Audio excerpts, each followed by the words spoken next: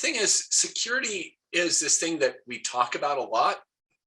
It's incredibly important, but yet it seems to always be given short shrift. When I talk to IT security managers, they are told at hospitals, here's some new medical thing,